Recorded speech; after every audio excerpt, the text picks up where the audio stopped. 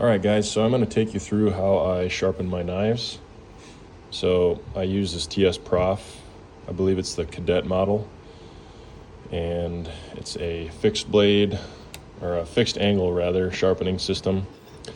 I use Venev resin bonded diamond stones because I work with a lot of, I get the quote unquote super steels with a lot of high carbide vanadium, stuff like that. So diamonds is really what you want if you're sharpening steels like that. It works really well. The first stone I use is an 80 grit, I believe, which is this side. So this is not an instruction video on how to use this sharpener. This is just how I sharpen my knives. So I'm assuming you already know how to use a fixed angle sharpening system.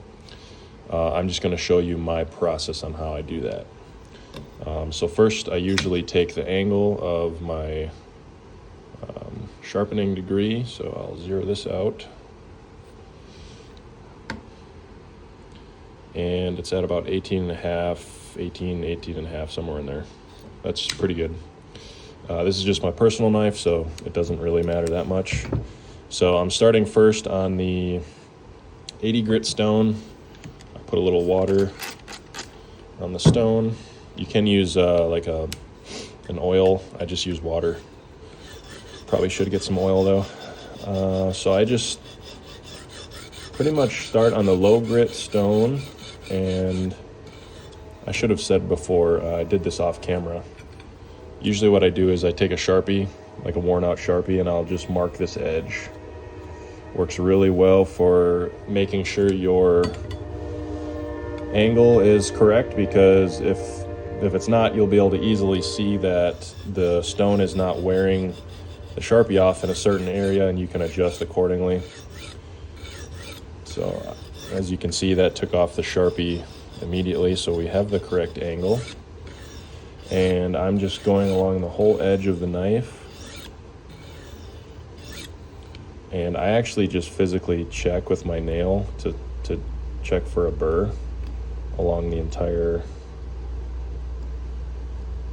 edge of the knife. Some guys do it with their finger, and I have trouble feeling the burr. So I use my nail, and it works really well for me. So I missed a little spot here, so I will do a little more work in this area. It doesn't take much if you have the right angle with diamond stones. It really will raise a burr quickly. So you might be able to hear it. You can hear my fingernail catching that burr. So this doesn't take very long if you, like I said, if you have the right angle. So we have a burr across the entire length of this edge. So now I can go ahead and flip it.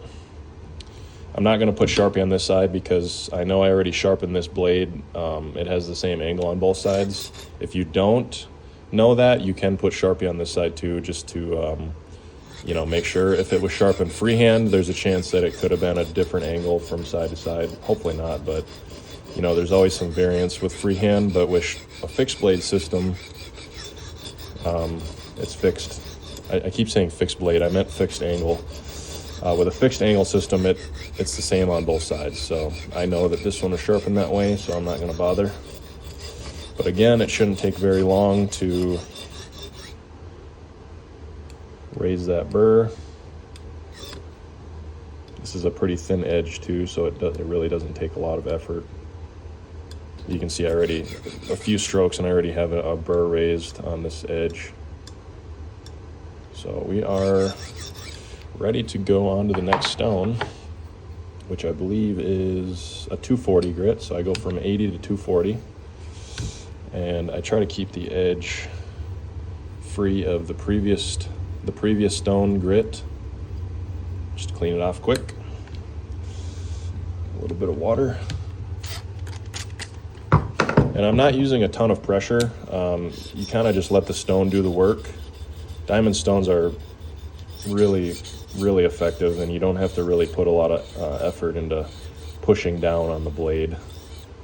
So I'm just doing a few strokes. I'm not really trying to raise a new burr. I'm just refining this side and minimizing the burr that we already created. So I'm gonna do the other side, wipe that off quick. Just a few passes just to get the scratch pattern to the new 240 grit. Yeah, and it's already feeling pretty aggressive. I can feel it already. Just a couple passes there. Couple passes on this side, and I'll do one more on this side. And then we're gonna go ahead and switch to the 400 grit stone. Make sure this is clean. I'm always alternating, so when I go to a new stone, I'm going to the opposite side that I just was working on.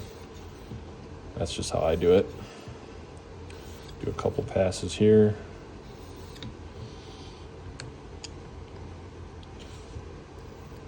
Couple passes on this side. I see a lot of people doing a bunch of passes on every stone, and you really don't need to, because it's just refining that side. You don't want to raise a new burr. You're trying to eliminate the burr, and doing a bunch of passes on the next stone it's not really helping you. So just a few. Couple more on this side.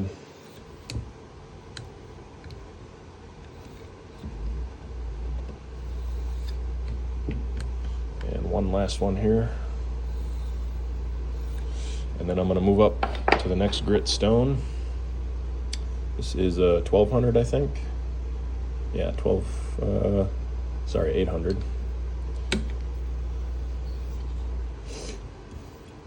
Do a couple passes on this side.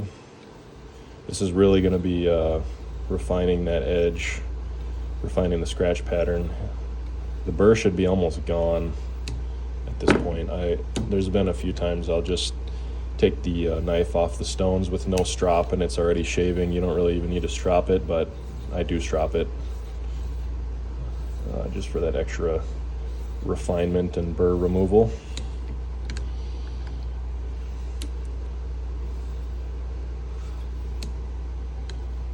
So as you can see, this is, I'm well under 10 minutes here of sharpening. It's very quick to sharpen a knife this way. If it's a thin edge and you have the right stones, it really does not take much time or effort. And I'm not really doing a crazy job here. I'm just kind of going quickly. So that is pretty much my method. I will show you guys next how I strop it after I get the blade off of the clamp here. Okay, so I have the knife off of the sharpening system. I have two different strops here with some compounds that I use. This is a 4 micron felt strop. My buddy Kyle from the Scrawny Lumberjack recommended me this, and I like it. I use that in combination with gunny juice, 3 micron on that one, and then I just have a regular leather strop with 0.5 micron. So that's what I use.